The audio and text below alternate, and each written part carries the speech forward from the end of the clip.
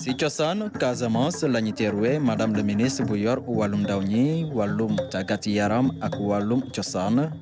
Khady Diène Gaye moom nag daf fi ñëw nemmeeku ndaw yu ñu tànn pour vacances agricoles yu ren te defaale lancement régional bi.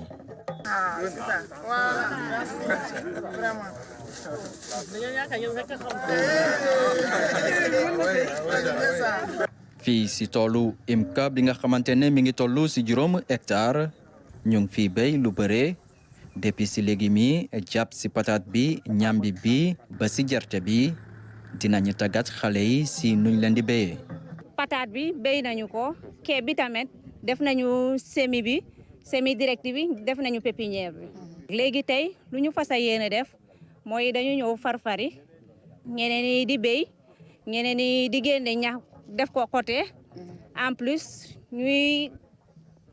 semer kii bi haricot bi. ñun koo fi gis boo amul suuf sa papa am na suuf wala sa maam am na suuf donc bu nekkee jën nañ xam-xam def ko suñu bopp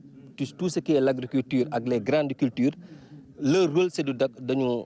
accompagner ñu am projet ñu jéem a concrétiser projet boobu l'État la ñu mettre ñu en rapport avec DER ñu mën a financer loolu parce que ñun sax waxuñu sax suffisance alimentaire mais sécurité. dañuy dem ba jeexal suffisance alimentaire ñu am li ñuy wax sécurité alimentaire pour en cas de pandémie wala lenn duñ soxla di dem gauche wala droite wala ñu dem bitim réew day fekk loo xam ne ay réserve yoo xam ne ñoo ko moomal suñu bopp. juróom fukki ndaw yu département bu Ziguinchor ñoom lañ fi indi tàggat leen si ferme bi nga xamante ne mi ngi nekk si dëkk Banganga si commune Adéane gouvernement bi nag lu mu bëgg moo di pousse ndaw ñi pour ñu delluwaat si béy bi.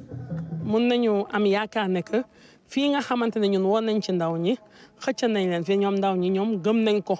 ñooñu ko gën a gëm parce que ba ma yegsee fii ils se sont vraiment mobilisés ñoom ñu ngi fi tàmbali nañu liggéey bi ñoom bu yàgg xaaruñu sax moyens yi yegsi. dinañ leen accompagner ci wàllu civisme patriotisme les valeurs de citoyenneté républicaine mi nga xamante ne moom moo nekk fondement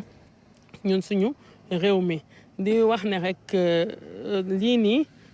ci tàmbali bi la ñu nekk mais gis nañu nekk am nañu yaakaar ne war nañ ko mën a wéyal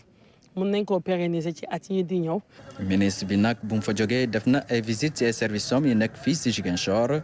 moom nag jaar na centre culturel service des sports de la jeunesse ci CDEPS bi waaye tam ci stade Aline Sitoé Diatta stade bi nga xamante ne liggéey bi léegi mu pare pour ñu jébal ko population bi.